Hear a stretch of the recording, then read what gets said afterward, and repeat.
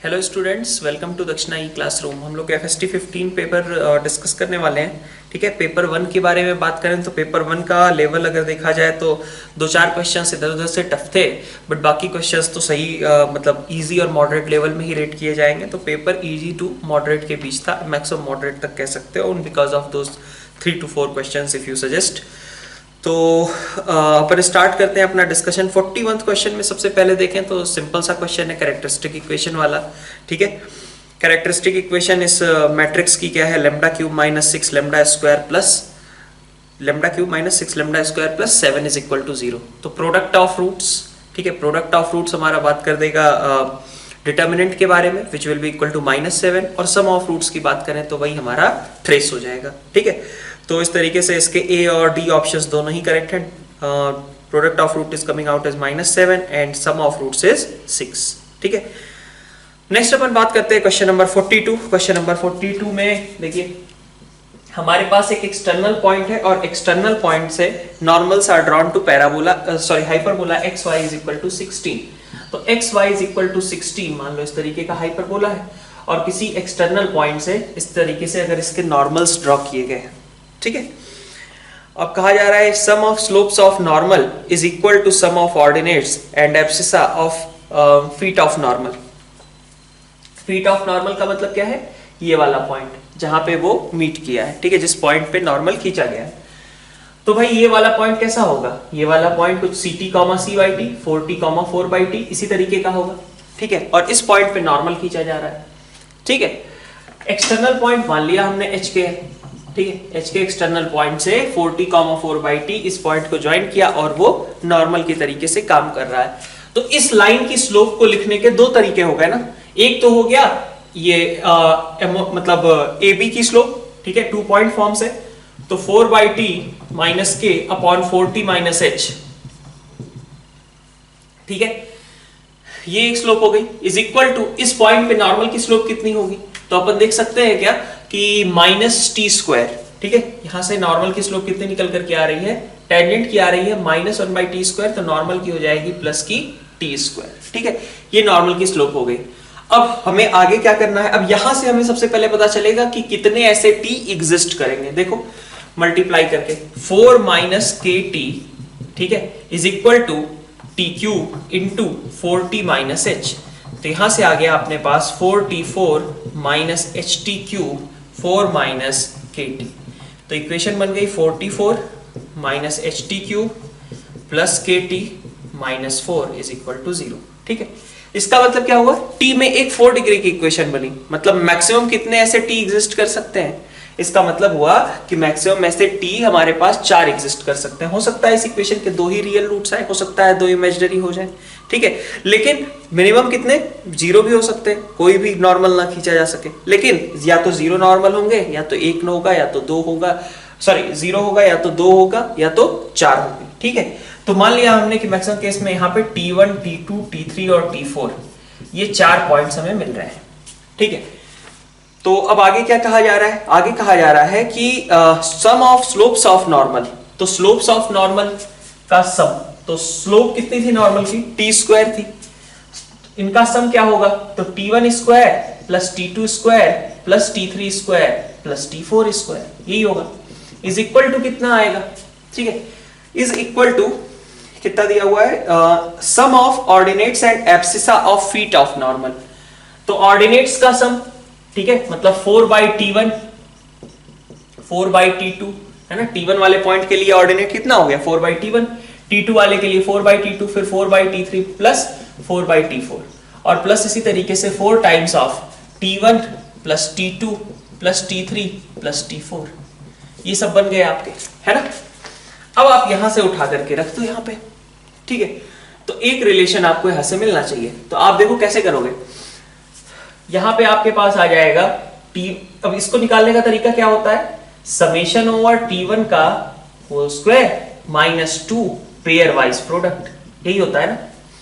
ठीक है, is equal to, यहां से देखो इसमें हमने एलसीएम ले लिया, एलसीएम लिया तो ये आ गए t1, t2, t3, t4, और यहां से हमारे पास 4 टाइम्स समेशन ओवर, अब यहां पे 3 आएंगे t1, t2, t3 वाले टर्म्स, ठीक है, T1 T2 T3 आएगा, T2 T3 T4 आएगा, T3 T4 T1 आएगा, यही सारे होंगे तीन तीन वाले जो क्लब करके, और 4 टाइम्स, और इसको लिख दिया हमने समेशन T1। ठीक है, तो अब यहां से अपन रखना शुरू करते हैं summation over T1। Summation over T1 का मतलब कितना है, h/4। ठीक है, सम ऑफ रूट्स कितना है, h/4, तो h/4 का whole square minus 2 times summation over T1 T2। मतलब पेयर वाइज अब देखें तो पेयर वाइज आपको दिख रहा है कि कुछ भी नहीं आएगा, क्योंकि टी स्क्वायर की टर्म यहाँ पे है ही नहीं, तो इसका मतलब कि ये कितना हो गया, 0 इज इक्वल टू 4 टाइम्स 3 3 पे जाए, 3 3 पे कितना हो जाएगा, यहां पे हमारे पास आ जाएगा माइनस का k/4। ठीक है, माइनस ही होगा ना, पहले वाले में माइनस, फिर दूसरा वाला है नहीं, तीसरे वाले में प्लस, सॉरी पहले वाले में माइनस और उसके बाद फिर प्लस और उसके बाद फिर माइनस। हाँ ठीक है, T1 T2 T3 T4 की बात करें तो ये कितना हो जाएगा, ये आपका हो जाएगा -1 की पावर 4 और -4/4 मतलब -1 और plus 4 times summation over T1 is -h/4। ठीक है, अब आपको यहां से h के में एक रिलेशन मिल गई, वही हमें लोकस की रिक्वायरमेंट थी। तो ये बताया जा रहा है कि this is coming out as h² is equal to 16 times h plus k। ठीक है, h² is equal to 16 times h plus k। तो अब ये हमारा मतलब क्या हुआ, x² माइनस 16x, ठीक है, इज इक्वल टू 16y। अगर आप इसमें 64 ऐड कर दो तो x माइनस 8 का whole square 16 times y plus 4। ठीक ठीक है, इतना। अब ये हमारे पास पैराबोला की इक्वेशन है, ये बात क्लियर हो गई। अब इस पैराबोला का फोकस निकालना है, लेंथ ऑफ लेटस रेक्टम। तो लेटस रेक्टम तो क्लियर हो गया, 16 ही है। फोकस निकालने के लिए हम क्या बोल सकते हैं कि ये हमारा इस तरीके का पैराबोला होगा, अपवर्ड वाला। ठीक है, अपवर्ड पैराबोला होगा जिसका वर्टेक्स क्या है, वर्टेक्स है आपका 8, -4। ठीक है, तो कितने यूनिट्स यहां से ऊपर जाना पड़ेगा हमें, यहां से हमें ऊपर जाना पड़ेगा कितना, a यूनिट्स ऊपर, वर्टेक्स से a यूनिट्स ऊपर जाते हैं तो हमारे पास क्या मिल जाता है, फोकस मिल जाता है। तो a कितना है यहाँ पे, a कह सकता हूं 4a16 है तो a4 है ना, 4a16 है तो a4, तो 4 यूनिट्स यहां से ऊपर गए तो हमें क्या मिल जाएगा 8,0 जो कि फोकस का काम करेगा। ठीक है, क्वेश्चन नंबर 43 की बात कर लेते हैं। क्वेश्चन नंबर 43 में देखिए 5 फेयर डाइस आर रोल्ड। ठीक है, तो मतलब तुम 5 फेयर डाइस करने की जगह ऐसे मान लो कि हम तो ये कह रहे हैं कि a fair dice is rolled 5 times. बात बराबर, ये दोनों में कोई डिफरेंस थोड़ी ना है। 5 फेयर डाइस आर रोल्ड या फिर एक ही डाइस को 5 बार रोल किया गया हो। नंबर ऑफ ऑब्जर्वेशंस हमारे कितने हो गए, 5 हो गए। इवन नंबर आने को अगर मैं सक्सेस बोलता हूं, ठीक है, तो उसकी प्रोबेबिलिटी कितनी हो गई, हाफ हो गई। ठीक है, इवन नंबर आने को हर एक ऑब्जर्वेशन में, 5 अलग अलग ऑब्जर्वेशन समझो, और हर एक ऑब्जर्वेशन में इवन आने की प्रोबेबिलिटी कितनी हो गई, हाफ। ठीक है, तो बाइनोमियल प्रोबेबिलिटी के अकॉर्डिंग अगर हम कहें तो मीन क्या होता है हमारा, n इंटू पी, तो 5 इंटू हाफ दैट इज 2.5। ठीक है, वेरिएंस क्या होता है, n p q, तो 5 इंटू 0.5 इंटू 0.5 विच इज 1.25।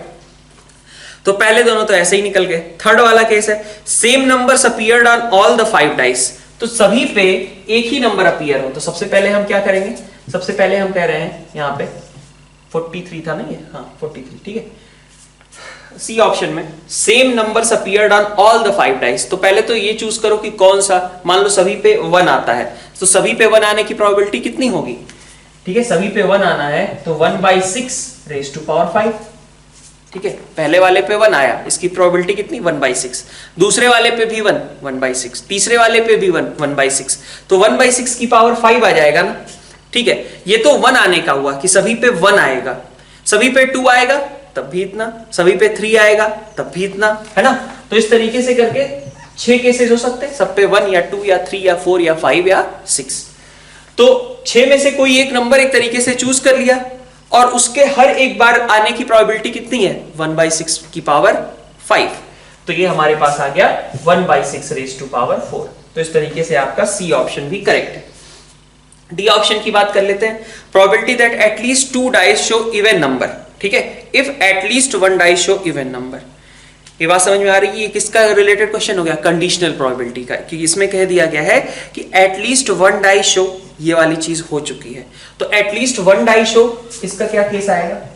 ठीक है, पहले मैं इसकी बात करता हूं, at least 1 dice show even number. ठीक है, इसका मतलब हुआ टोटल में से कौन सा केस हटा दे, नो इवन वाला, 1 माइनस नो इवन वाला केस हटा दे।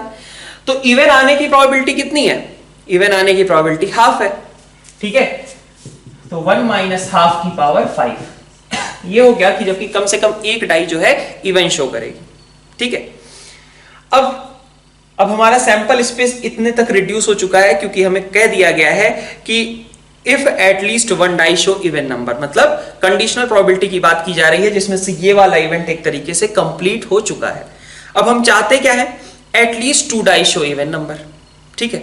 तो at least 2 die show even number में क्या होगा, इसका मतलब होगा एटलीस्ट 2, ठीक है, एटलीस्ट 2 का मतलब क्या हुआ, 1 माइनस नो डाई, ठीक है, माइनस, ठीक है, 1 माइनस नो डाई और माइनस एग्जैक्टली 1 डाई, ठीक है। तो एग्जैक्टली 1 डाई में क्या आएगा, 5 में से वो एक ऑब्जर्वेशन चूज कर लो, एक बार इवन आना चाहिए था, ठीक है, इवन के लिए क्या है ना, हाँ इवन आना चाहिए था एक बार, तो मैं यहां पे एक बार लिख लेता हूं उसको ऊपर ही, ठीक है, एटलीस्ट 2 डाइस के लिए, ठीक है, एटलीस्ट 2 के लिए लिख रहे हैं 1 माइनस नो इवन, है ना, और उसमें से भी मैं कौन सा हटा दूं केस, जबकि एग्जैक्टली एक ही आया हो, 1 minus no even minus 1 even, तो 1 इवन वाला केस कितना आएगा, 5C1, 5C1, 5 में से एक बार इवन, और इवन वाले को मैंने सक्सेस बोला और ऑड आने को मैंने फेलियर बोला, ठीक है। तो ये हो गया हमारा एटलीस्ट 2 की प्रोबेबिलिटी। तो अब हमें यही चाहिए ना कंडीशनल प्रोबेबिलिटी, तो हमारा सैंपल स्पेस अब ये है, उसमें से ये वाली प्रोबेबिलिटी आपको रिक्वायर्ड है। तो this thing whole divided by, यहां से क्या आ रहा था, 1 माइनस 1/2 की पावर 5, यही आपका करेक्ट आंसर हो जाएगा।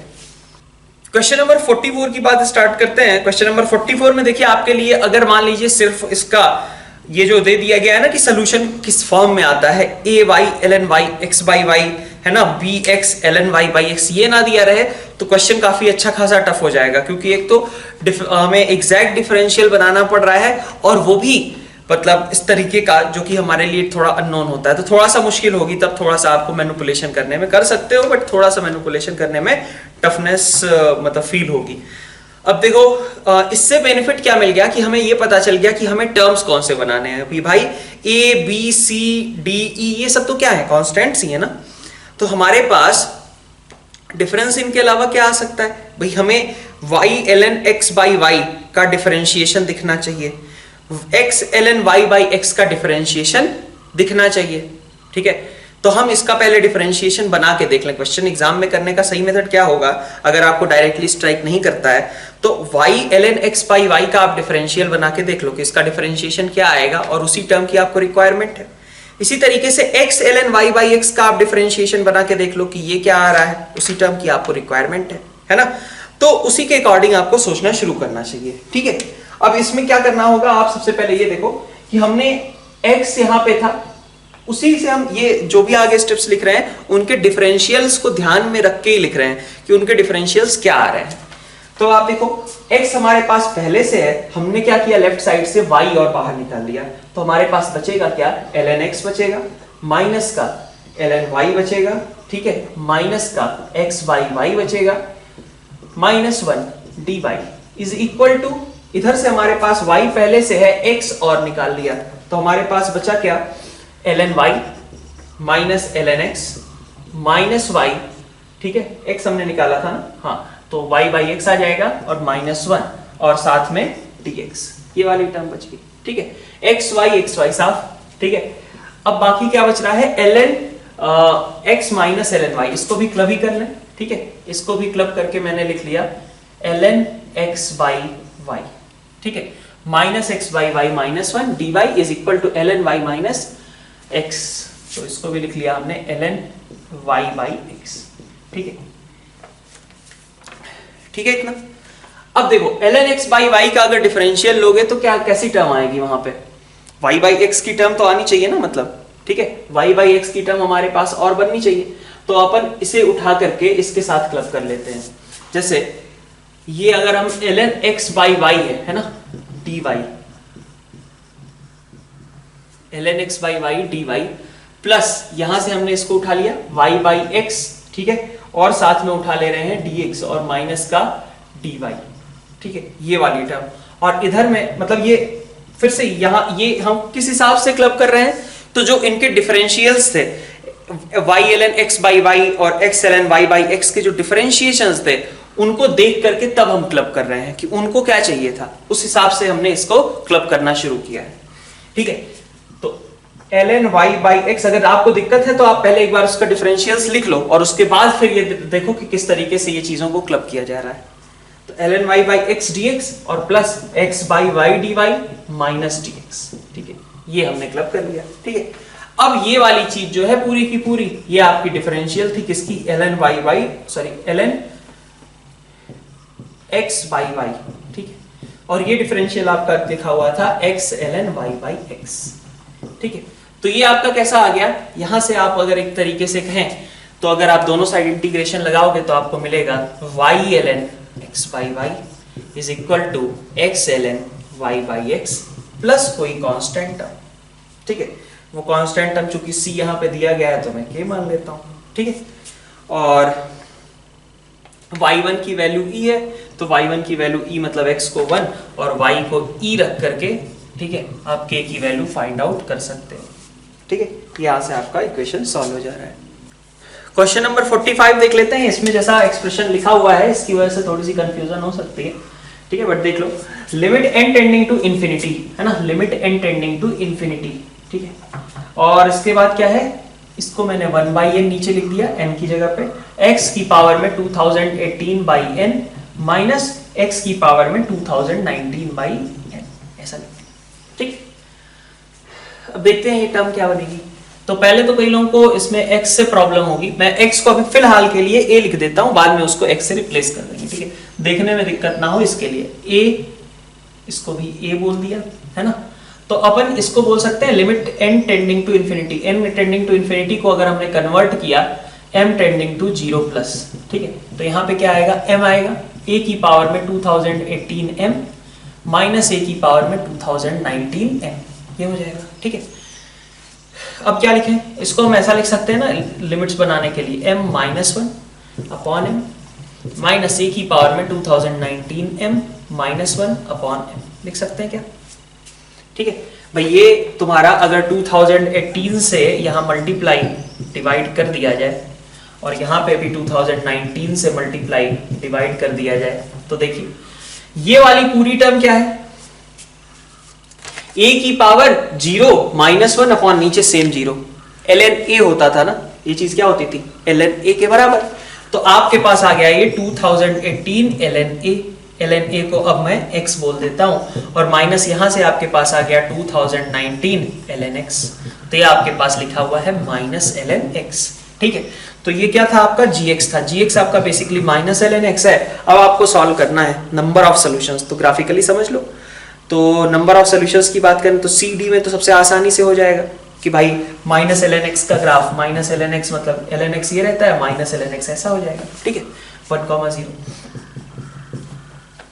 अब देखें कि अगर हम मान लो कि e की पावर में माइनस 2018 खींचते हैं, मतलब एक कांस्टेंट ही तो खींच रहे हो, e की पावर माइनस 2018 एक बार कट करेगा, e की पावर 2018 ये भी एक ही बार कट करेगा, ठीक है। अब g ऑफ मॉड x की बात करते हैं। g ऑफ मॉड x में क्या है, जो a b के ऑप्शन है, g ऑफ मॉड x का मतलब हुआ कि ये हमारा g ऑफ x है, तो मॉड x का मतलब क्या है, वही सेम ग्राफ इधर भी बन जाएगा, ठीक है, इज इक्वल टू कितना, e की पावर में माइनस 2019 एक्स स्क्वायर, ठीक है, e की पावर में माइनस 2019 एक्स स्क्वायर, ठीक है। तो ln x ये है और इसके बाद हम साथ में बात कर रहे हैं e की पावर में माइनस 2019 एक्स स्क्वायर की, ओके। तो माइनस 2019 मतलब अगर हमारे पास, अगर हम ऐसा सोचें इसको, x की वैल्यू जब 0 होगी, ठीक है, तो ये कहाँ पे आएगा, 1 पे आएगा, ठीक है, मान लिया यहाँ कहीं 0,1 था, ठीक है। और फिर आगे की ओर ये डिक्रीज करता रहेगा और डिक्रीज करते करते ऐसा बन जाएगा। एक बार तो कट करना चाहिए, करेगा क्या, चलो x की पावर, हाँ मतलब x पॉजिटिव इंफिनिटी रखते हो तो e की पावर में माइनस इंफिनिटी मतलब 0 को टेंड कर रहा होगा पॉजिटिव साइड से, ठीक है। इधर क्या आएगा, तो x की जब वैल्यू हम नेगेटिव रखेंगे तब भी ये हमारे पास माइनस इंफिनिटी साइड का आएगा, तो e की पावर -2019 एक्स स्क्वायर, ठीक है। लगातार हमारे पास वैल्यूज यहाँ पे भी इसकी घटती जाएंगी, ठीक है। और इधर साइड में भी इस तरीके का आना चाहिए, सही है क्या। g ऑफ मॉड x की बात कर रहे थे, g ऑफ मॉड x तो हमने बना लिया -ln और x की जगह पे मॉड x, तो ये हमारे पास ग्राफ हो गया। 0,1 हमारे पास e की पावर -2019 एक्स स्क्वायर वाला पॉइंट आएगा। और उसके बाद अपन इसको 1 पे बात करें तो 1 पे काफ़ी छोटी होगी वैल्यू, 1 पे e की पावर -2019 होगी, ठीक है। तो ऊपर कहीं लाई करेगा, ओके। ये वाला ऐसे कट करते हुए जाना चाहिए आगे, ठीक है। तो नंबर ऑफ सॉल्यूशंस यहाँ पे 2 आ रहे हैं और -2019 x square number of solutions of the equation, शायद दोनों जगह सेम ही लिख दिया है इसने, 2019 और 2018 मान लेता हूँ मैं। तो ए और बी दोनों ही ऑप्शंस इसके लिए करेक्ट हो जाएंगे। सी डी तो हमारे लिए करेक्ट था, ये 2 सॉल्यूशंस ही एग्जिस्ट कर रहे थे। नेक्स्ट अपन देख लेते हैं क्वेश्चन नंबर 46। 46 क्वेश्चन में देखिए क्या दिया हुआ है, 3z minus iota is equal to lambda z plus 2, है ना। तो अगर मान लो, ठीक है, 3z माइनस आयोटा, 46 क्वेश्चन है ना, 3z minus iota is equal to lambda की जगह 3 हो जाए, तो ये ऐसा बन जाएगा, ठीक है। दैट मीन्स कि 3z minus iota upon 3z plus 6 is equal to 1। ये किसको रिप्रेजेंट करता है, ये परपेंडिकुलर बाइसेक्टर्स को रिप्रेजेंट करेगा ना।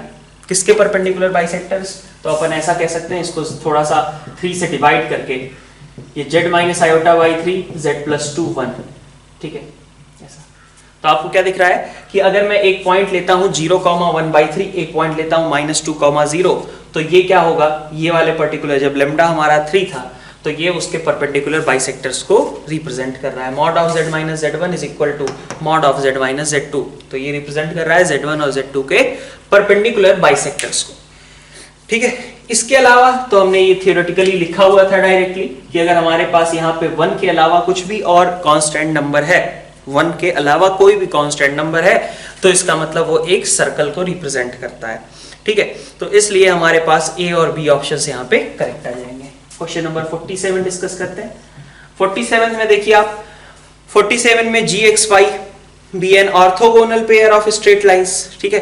ऑर्थोगोनल पेयर्स का मतलब क्या हुआ कि पेयर ऑफ स्ट्रेट लाइंस में जो दोनों लाइंस इन्वॉल्व हैं वो आपस में कैसी हैं, परपेंडिकुलर हैं। तो परपेंडिकुलर अगर पेयर ऑफ लाइंस हैं तो सम ऑफ मतलब a प्लस बी कितना होता है, 0 होता है। एक्स स्क्वायर का कोफिशिएंट और वाई स्क्वायर के कोफिशिएंट का सम 0 होता है। तो 2 माइनस लेम्डा की वैल्यू आपकी 0 है, दैट मीन्स लेम्डा को आप 2 लिख सकते हो।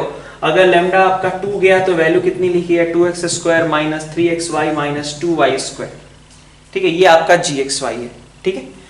अब आपको करना क्या है, लेम्डा तो चलिए आपका निकल आया। अब आगे आपको सॉल्व करना है कि पॉइंट h, k के बारे में, जो कि gxy इज इक्वल टू 7 पे लाई करता है, ठीक है। तो आप इसको फैक्टराइज कर दीजिए। इसको फैक्टराइज आपने किया तो क्या बनेगा, 2x स्क्वायर माइनस 4xy, है ना, 4xy plus xy minus 2y square is equal to 7, ठीक है। तो हमारे पास आ गया 2x common, x minus 2y plus y common, x minus 2y is equal to 7। तो 2 फैक्टर्स आपके पास निकल करके आए। ए फैक्टर है 2x प्लस y, दूसरा फैक्टर है x माइनस 2y, और दोनों का प्रोडक्ट क्या होना चाहिए, 7, ठीक है। तो अब आप देखो कि कब कब ऐसी सिचुएशन क्रिएट हो सकती है। एक तो हो सकता है कि इस वाली लाइन मतलब 7 अगर आना है तो बहुत सारे कॉम्बिनेशन होंगे, तो इसीलिए उसने पॉसिबल वैल्यूज पूछी हैं। तो अगर मैं 3 और 1 रख दूं, ठीक है, ठीक है, 3 और 1 रखता हूं तो हमारे पास ये 7 और ये 1 आ जा रहा है, ठीक है। इसी तरीके से आप देखो और क्या कर सकते हो आप, -3 और -1 से कुछ काम बन रहा है क्या, -3 और -1 अगर रखते हो तो यहाँ तो -7 आ जाएगा और यहाँ पे कितना आ जाएगा, -1 आ जाएगा। तो इसलिए 3 और -3 -1 ये दोनों कॉम्बिनेशन से इसको सेटिस्फाई कर रहे हैं, ठीक है। क्वेश्चन नंबर 48 देख लीजिए। क्वेश्चन नंबर 48 में कहा जाए तो number of ways in which 8 different books can be distributed among 3 students if each student receives at least 2 books। तो क्या क्या हो सकता था केस, एक केस हो सकता था 2 2 4 का, कि एक को 2 दूसरे को 2 और बाकी के 4 किसी तीसरे को। अब दूसरा केस क्या हो सकता था कि 2 3 3 हो जाए, ठीक है 2 3 3 है ना, ये 2 केसेस पॉसिबल थे। तो हमने क्या किया, 8 बुक्स थी, 8 बुक्स में से पहले हमने बंडल्स बनाए, एक 2 का बंडल, एक 2 का बंडल, एक 4 का बंडल। तो कितने तरीके होंगे, 8 factorial upon 2 factorial, 2 factorial, 4 factorial, और ये रिपीटिशन था इसलिए 2 फैक्टोरियल। ठीक है, ये हमारा बंडल बन गया। अब हमारे पास 3 बंडल्स बन गए, तो 3 बंडल्स को 3 लोगों में डिस्ट्रीब्यूट करने के कितने तरीके होंगे। सारे बंडल्स तो आपस में डिस्टिंक्ट हैं, भले उनकी साइज सेम दिखा रहा है, बट बंडल्स तो कैसे हैं, डिस्टिंक्ट है ना। तो इसका मतलब 3 डिस्टिंक्ट बंडल्स को 3 लोगों में डिस्ट्रीब्यूट करने के तरीके कितने हुए, 3 फैक्टोरियल प्लस, ठीक है, प्लस अगर हम देखें यहां से 8 factorial upon 3 factorial, 3 factorial, 2 factorial, और 3 का रिपीटिशन था इसलिए 2 फैक्टोरियल, और फिर से हमारे पास 3 फैक्टोरियल डिस्ट्रीब्यूशन करना पड़ेगा। 3 बंडल्स यहां बना लिए, अब इन तीनों बंडल्स का हमें डिस्ट्रीब्यूशन करना है, तो कितने तरीके से होगा, 3 फैक्टोरियल वेज उसके लिए भी हो जाएंगे। तो ये हमारे पास टोटल नंबर ऑफ वेज हो जाएंगे n, और फिर आप देख सकते हो उसमें कि डिविजिबिलिटी क्या क्या सीन है। क्वेश्चन नंबर 49 पे आते हैं। क्वेश्चन नंबर 49 भी आसान सा क्वेश्चन दिया हुआ है, गैप एंड टाई मेथड वाला। यहां पे क्या है, P1 P2 आर एडजेसेंट, तो P1 और P2 को एक साथ टाई करना है, ठीक है। P3 does not want to sit adjacent to P4, तो क्या गैप मेथड लगेगा। गैप मेथड क्या स्टेट करता है कि जिनको दिक्कत है पहले उनको हटा दो, तो P3 और P4 को हमने हटा दिया, बाकी P5 P6 को कोई प्रॉब्लम नहीं है। तो हमारे पास इफेक्टिवली 3 यूनिट्स बची ना, एक ये दोनों कंबाइंड, एक P5 और एक P6। तो इन 3 को बिठाने के कितने तरीके होंगे, 3 फैक्टोरियल, ठीक है, और इनका with in the group P1 P2 P2 P1, तो 2 फैक्टोरियल, ठीक है। ये तो अभी ये तीनों को केवल अरेंज किया। अब 3 लोगों को बिठाने से गैप्स कितने बन गए, 4, ठीक है। 3 लोगों को बिठाया, ठीक है, तो 4 गैप्स बन गए। अब इन 4 गैप्स में से 2 गैप्स चूज कर लें, किसके लिए, P3 और P4 के लिए, तो 4C2, 4 में से 2 गैप्स चूज कर लिए। अब इन 2 गैप्स में हमें P3 और P4 को बिठाना है, तो उन 2 गैप्स में 2 लोगों को बिठाने के तरीके कितने हो जाएंगे, 2 फैक्टोरियल। ये हो जाएगा आपका नंबर ऑफ वेज, ठीक। क्वेश्चन नंबर 50 में देखिए, plane pi meets the coordinate axis at ABC if areas of OAB, OBC, OCA are 3, 6, 4, then which of the following are correct. ठीक है, अब इसमें आप देखिए ये ऐसा कुछ है ना, 3, 6 और 4, ओके। तो अगर हम इसको x एक्सिस, y एक्सिस और z एक्सिस टाइप का बना लेते हैं, ठीक है, तो हमें ये कहा जा रहा है कि एक प्लेन था जो कि मीट करता है इधर, मान लो किसी पॉइंट पे, इधर किसी पॉइंट पे, meets the coordinate axis at ABC, x axis को A पे मीट किया, y एक्सिस को B पे और z एक्सिस को C पे। ये मान लीजिए आपका प्लेन था, ठीक है। अब इसमें हमारे पास ये ओरिजिन, ठीक है, तो OAB, OBC और OCA इनका एरिया उसने दे रखा है। तो आपको ABC का सबसे पहले एरिया बताना, इसके लिए तो हमने फॉर्मूला लिखा था ना कि A, मतलब फॉर्मूला क्या कहें, वो टेट्राहेड्रॉन में हमने प्रूफ किया था इस तरीके का कुछ, कि √A1 square plus A2 square plus A3 square, ठीक है, यही होता है आपका A4, ठीक है। तो A1 आपको पता है कितना है, 3 के बराबर, A2 आपको पता है 6 के बराबर, A3 आपको पता है 4 के बराबर, आप रख दो, A4 की वैल्यू निकल के आ जाएगी, ठीक है। इतना ही क्वेश्चन था। नेक्स्ट हमसे कहा जा रहा है इक्वेशन ऑफ प्लेन निकालने के लिए। तो इक्वेशन ऑफ प्लेन निकालने के लिए पहले हमें ABC निकालना पड़ेगा। तो आप देख लो, ये मान लिया मैंने A है, ये मान लिया B है और ये लेंथ C है, ठीक है। तो क्या हो सकता है, हाफ, ठीक है, हाफ AB हमें दिया गया है 3, हाफ BC कितना दिया गया है, OBC का एरिया कितना है 6, हाफ CA कितना है 4। तो अब आप यहां से क्या बोल सकते हो, यहां से आपका प्रोडक्ट आ गया A square B square C square is equal to 576, मतलब ABC आपका 24 है। अगर ABC आपका 24 है, ठीक है, ABC यहां से आ रहा है 24, AB आपका 6, तो C का मतलब कितना हो गया 4, तो C आपका 4 है, मतलब ये पॉइंट क्या हो जाएगा 0, 0, 4, ठीक है। A आपका इसी तरीके से आप निकाल सकते हो, कितना हो जाएगा 2 हो जाएगा, तो 2, 0, 0। CA आपका 8 है, तो ये कितना हो जाएगा 0, 3, 0। तो आपके पास लेंथ ऑफ इंटरसेप्ट एक तरीके से आ गए, ठीक है। इंटरसेप्ट फॉर्म में आप प्लेन की इक्वेशन सबसे आसानी से लिख सकते हो। अब यहाँ से एक तो इक्वेशन ये हो गई x/2 plus y/3 plus z/4 is equal to 1। अब यही इंटरसेप्ट अगर नेगेटिव एक्सिस पे होते, मतलब ऐसे जरूरी तो नहीं है ना कि हमें +2 0 0 ही लेना है, -2 0 0 भी लें तब भी कोई दिक्कत नहीं है, ठीक है। उनके अकॉर्डिंग हम जब सोचेंगे तो हमारे पास दूसरा वाला केस भी क्रिएट होकर के आ जाएगा।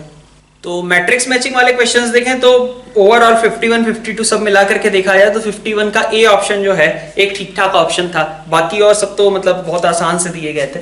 51 में देखिए आप क्या है क्वेश्चन, 51 में ए पार्ट में क्या कहा जा रहा है, पी क्यू है और फिर आर को कहा गया है कि यूनिट वेक्टर, आर अननोन है, ठीक है। बस इसका पता है कि वो एक यूनिट वेक्टर था, ठीक है। और mu is maximum value of mod of P Q R, mod नहीं बल्कि scalar triple product P Q R. तो आर वेक्टर आपका क्या है, A I plus B J plus C K मान लिया हमने, जहां पे A square plus B square plus C square आपका 1 के बराबर है, ठीक है। अब आप P आपको पता है, Q पता है, R आपने इसके टर्म्स में ABC के टर्म्स में मान लिया है, तो आप PQR का बॉक्स प्रोडक्ट निकाल लो। बॉक्स प्रोडक्ट के लिए आप क्या करोगे, P का मतलब हो गया 2 1, ठीक है, 2 1 -1 1 0 3, ठीक है। और R का मतलब है ABC, तो यहां से ये चीज आपकी निकल करके आ जा रही है 3a - 7b - c, ठीक है। तो अगर box product PQR 3a - 7b - c के बराबर है तो अब क्वेश्चन क्या हुआ, अब समझो इस चीज को, 3a - 7b - c की मैक्सिमम वैल्यू बताइए कब, जबकि a square plus b square plus c square आपका 1 के बराबर है, ठीक है। दो तरीके थे, एक तो हमने मतलब इनइक्वालिटी एक ही है, उस इनइक्वालिटी को हम दो तरीके से समझते थे। एक बार हम इसको फंडामेंटल्स में भी समझ लिए थे FOM 1 में कि ax plus by plus cz का जो होल स्क्वायर होता है that is always less than a square plus b square plus c square into x square plus y square plus z square, ठीक है। और इसी चीज को हमने वेक्टर में भी देखा था, हमारे पास कुछ एक्सरसाइज में देखा होगा आपने, एक्सरसाइज 2 में इस तरीके क्वेश्चंस भी थे कि this thing is equal to 1, तो 3a - 7b - c इसकी मैक्सिमम वैल्यू बताओ, मिनिमम वैल्यू बताओ, इससे रिलेटेड कमेंट करने थे। तो अब आप अगर मान लो इसको दो वेक्टर्स में ब्रेक कर लो, 3i - 7j - k और दूसरा वेक्टर ले लो ai plus bj plus ck, तो ये उन दोनों का प्रोडक्ट है और इज इक्वल टू कितना कह लेते हैं, इज इक्वल टू आपका हो गया, सॉरी ये प्रोडक्ट जो होगा this thing will be less than और इक्वल टू इनके मॉड से के प्रोडक्ट से, कह सकता हूं मैं भाई पी क्यू वेक्टर्स का जो डॉट प्रोडक्ट होगा, मतलब P Q cos theta will be less than और equal to mod P mod Q, कहा जा सकता है। तो उसी की बात की जा रही है यहाँ पे। इसका मतलब कितना था 49 9 59 और यहाँ पे क्या था 1, ठीक है। इसका मॉड 1, इसका √59। तो आपको यहां से निकल करके क्या आया, यहां से निकल करके आया कि 3a - 7b - c is less than और इक्वल टू 59 अंडर, है ना।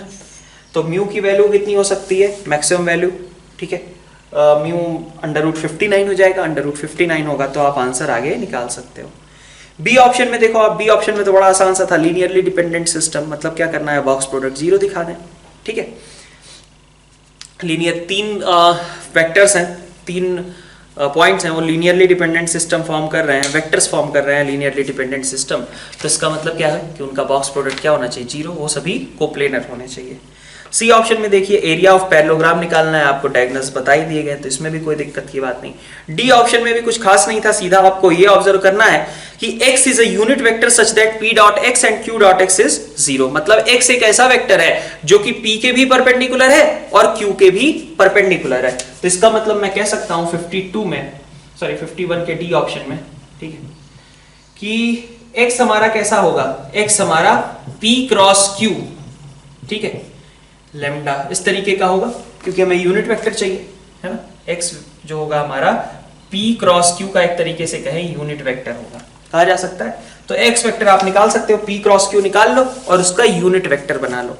अच्छा प्लस माइनस साइन जरूर लगाए, ठीक है, क्योंकि यूनिट वेक्टर तो भाई हमें अगर कहा जाए A I plus B J plus C K, A square plus B square plus C square आपका 1 के बराबर है, तो प्लस माइनस अगर बाहर में अगर माइनस साइन भी लगा दिया जाए और इनटू ब्रैकेट लिखा जाए A I plus B J plus C के, उसका मैग्नीट्यूड कितना होगा 1 ही होगा। तो x जो है वो हमारा p क्रॉस q के अलोंग आएगा, बस उसका यूनिट वेक्टर आपको लेना है, p क्रॉस q का unit vector that will work as x, ठीक है। x आ गया तो फिर उसके बाद तो r दिया ही हुआ है, r डॉट x आप निकाल सकते हो। 52 में देखिए, 52 में i is equal to sine cube x cos cube x then i की पावर -1 इज डिविजिबल बाय, ठीक है। तो i हम निकालते हैं, i की वैल्यू हमारे पास कितनी है, 0 से पाई बाई 4, 0 से पाई बाई 4, इसको मैंने लिख लिया sign 2x, sine cube 2x लिख देता हूं बाई 8 dx, ठीक है, लिखा जा सकता है sine cube 2x upon 8 dx, ठीक है। अब हम 2x को t मान लेते हैं, 2x को t मान लेंगे तो ये 0 से लेके पाई बाई 2 हो जाएगा, ठीक है। 2x को हमने t मान लिया तो x 0 है तो t 0, x पाई बाई 4 है तो t पाई बाई 2। ये हमारे पास क्या आ गया, साइन क्यूब t अपॉन 8 और dx की जगह क्या आ गया, dt बाई 2, ठीक है। तो आपके पास बन गया 1/16 0 से pi by 2 sine cube t dt, ठीक है। अब आप चाहो इसको कैसे भी इंटीग्रेट कर लो, साइन क्यूब t को आप साइन 3t में बदल के इंटीग्रेट करो, और चाहो तो वो जो हमारे पास था वॉलिस फॉर्मूला उसको यूज कर लो, दोनों से ही क्वेश्चन सॉल्व किया जा सकता है, ठीक है। बी पार्ट में देखिए 2 sin x का इंटीजर पार्ट और उसका इंटीग्रेशन करना है 0 से 2 पाई में। तो बी पार्ट में देखो 0 से लेकर के जब हमारा पाई बाई 6 रहेगा, है ना, 0 से पाई बाई 6, तो उस समय 2 sin x कैसा होगा, 1 से छोटा होगा। तो 1 से छोटा होगा तो इंटीजर पार्ट कितना निकलेगा, 0, है ना। फिर आगे बढ़ते हैं, पाई बाई 6 से लेकर के आप कह लो पाई बाई 2 तक, ठीक है, पाई बाई 6 से पाई बाई 2 तक। तो इस समय ग्राफ कैसा आएगा, हाफ और 1 के बीच का, इंटू 2 करेंगे तो मतलब आपका कितना आ गया, 1 से 2 के बीच, तो इंटीजर पार्ट कितना निकलेगा, 1 निकलेगा। पाई बाई 2 पे वैल्यू 2 होगी, उसका कोई खास फर्क है नहीं, एक पॉइंट से तो क्या ही फर्क पड़ता है। आगे बढ़ जाएंगे हम, पाई बाई 2 से 5 पाई बाई 6, इसके बीच में अगर हम देखें तो फिर से ग्राफ कहाँ है, 1 और 2 के बीच, मतलब 1, ठीक है। और 5 पाई बाई 6 से पाई के बीच अगर हम देखेंगे, 5 पाई बाई 6 से पाई के बीच अगर देखेंगे तो 0, सही। और फिर आगे बढ़ जाए, पाई से आगे, पाई से लेकर के 3 पाई बाई 2 तक, बल्कि 3 पाई बाई 2 नहीं, पाई बाई 6 ना, तो पाई और उसके साथ में हम ऐड कर देते हैं पाई बाई 6, ठीक है। तो 7 पाई बाई 6, ठीक है। इस समय ग्राफ कैसा होगा, 2 sin x कैसा होगा, 2 sin x इस समय आपका होगा 0 और इधर होगा -1 के बीच, तो -1 आपका इंटीजर पार्ट कहलाएगा। फिर आप देखिए 7 पाई बाई 6 से आप आगे बढ़े 3 पाई बाई 2 तक, ठीक है। 3 पाई बाई 2 तक आप क्या बोलोगे, -2 इंटीजर पार्ट आएगा। फिर आपका क्या आएगा, प्लस, इसी तरीके से 3 पाई बाई 2 से और 7 पाई बाई 6 से 3 पाई बाई 2 तक गए, 3 पाई बाई 2 से फिर से हम आगे बढ़ जाएं, ठीक है।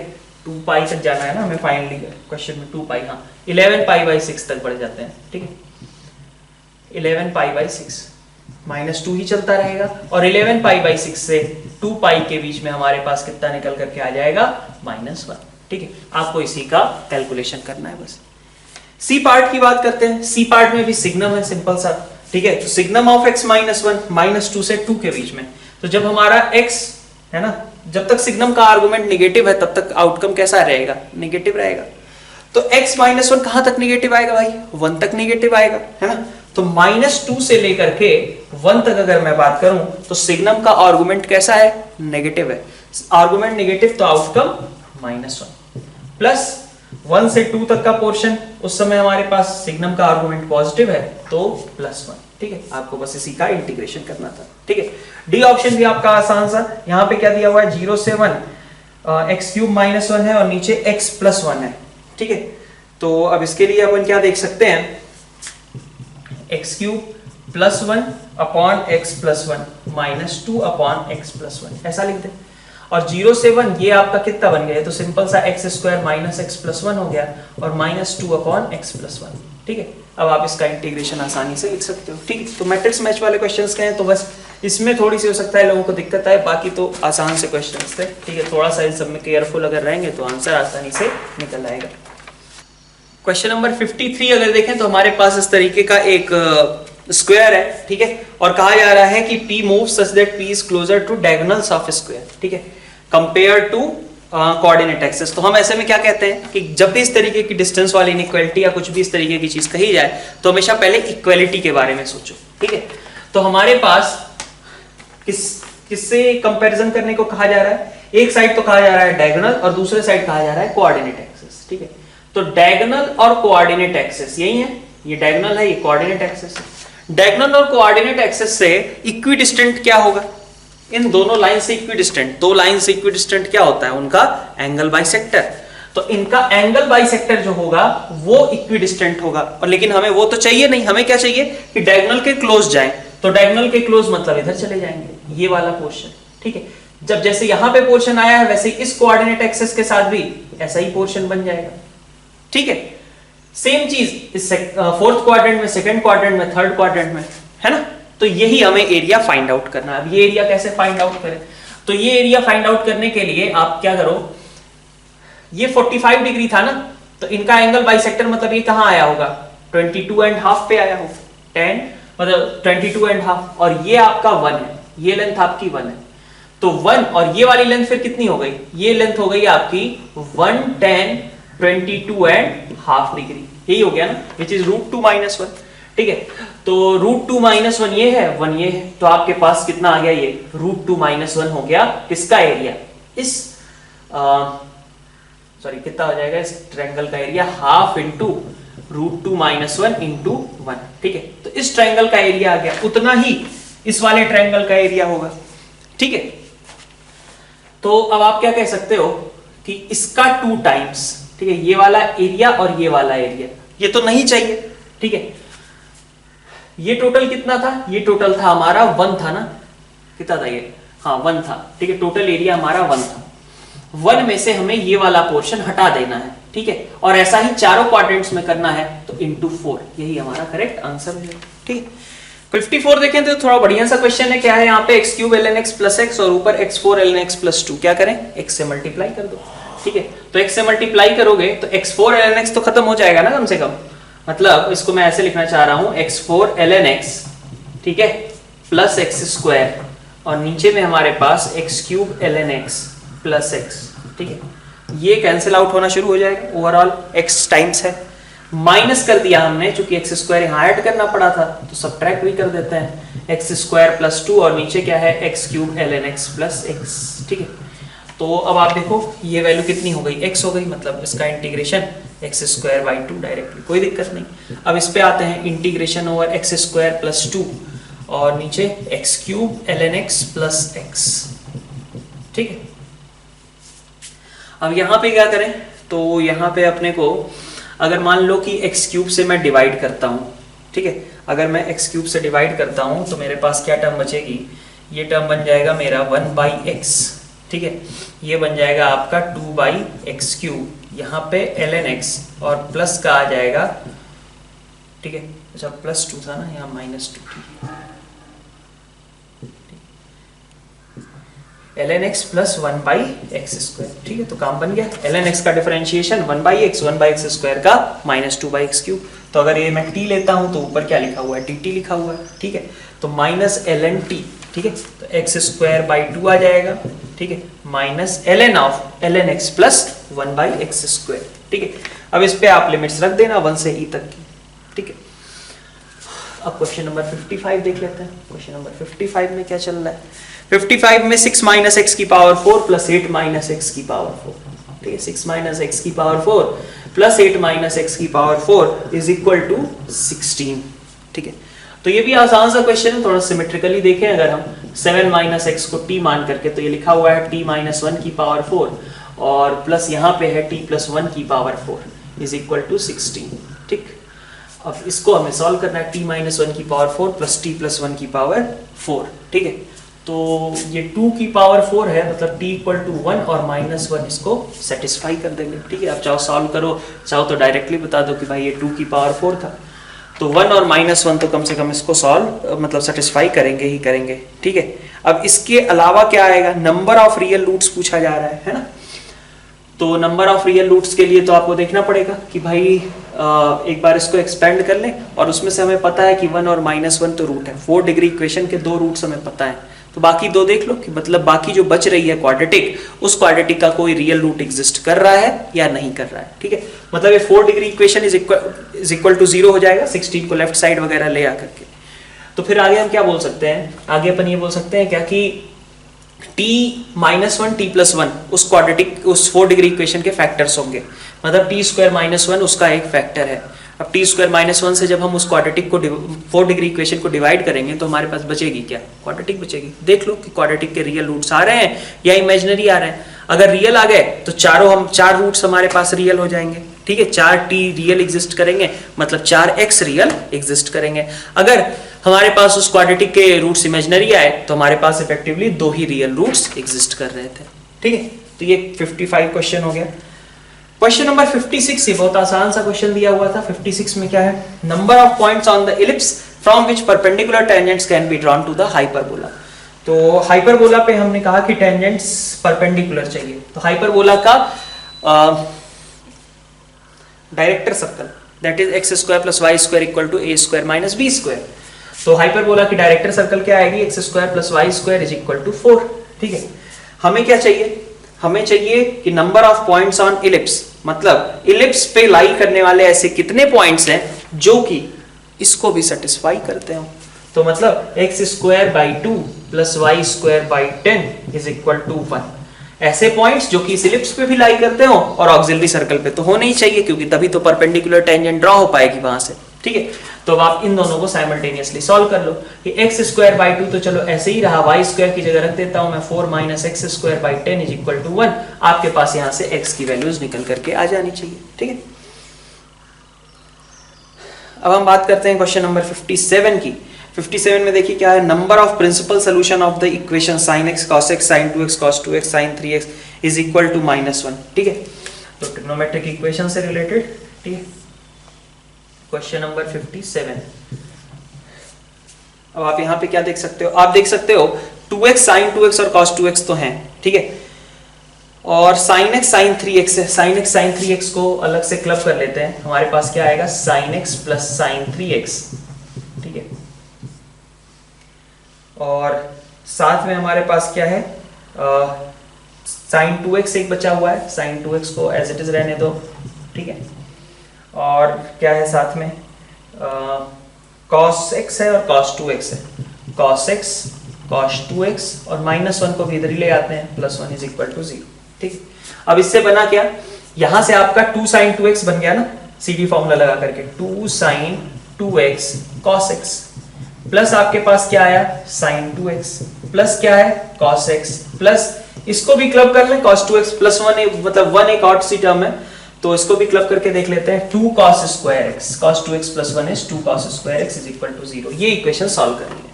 अब इसमें से अपन कुछ ऑब्जर्व कर सकते हैं क्या, यहां से अपन ये देख सकते हैं कि 2 sin 2x, ठीक है, अगर कॉमन निकालते हो sin 2x तो बच क्या रहा है, पहले दो टर्म से 2 cos प्लस 1, और यहां पे अगर आप cos x को कॉमन निकालते हो तो बच रहा है 2 cos x प्लस 1, ठीक है, 2 cos x plus 1 is equal to 0।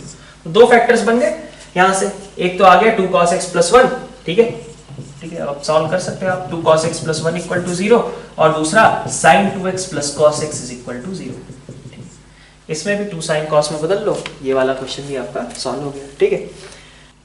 Question number 58 देख लेते हैं। 58 कहा जाए तो दोनों पेपर्स मिला, पेपर 1 और पेपर 2 मिला करके सबसे अच्छा क्वेश्चन अगर था 58 ही था, क्योंकि इसमें आपको थोड़ी मेहनत ज्यादा करनी थी, ठीक है।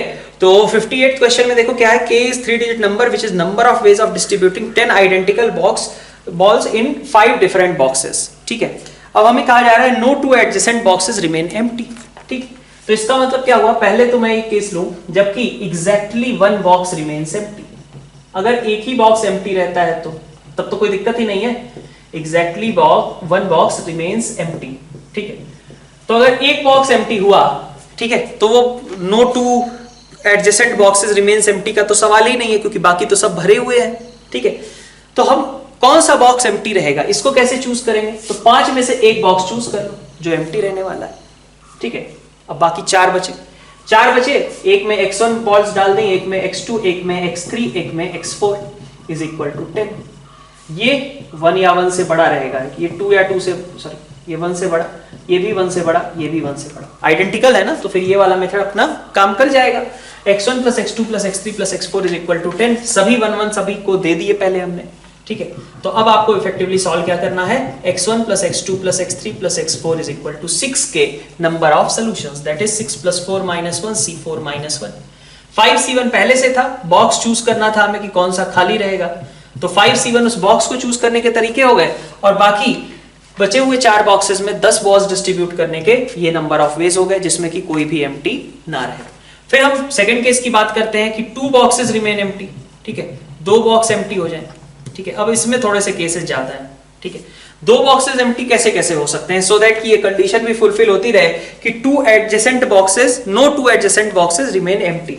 तो क्या क्या केस हो सकता है, अपन क्या क्या ले सकते हैं यहाँ पे, अपन ले सकते हैं कि 1 और 3 खाली रह जाए, ठीक है, फर्स्ट बॉक्स और थर्ड बॉक्स खाली रह जाए, 1 और 4 खाली रह जाए, 1 और 5 खाली रह जाए, कोई दिक्कत नहीं है। इसी तरीके से 2 और 4 खाली रह जाए, और क्या हो सकता है, 3 और 5 खाली रह जाए, ठीक है, 2 और 5 खाली रह जाए, ये भी हो सकता है।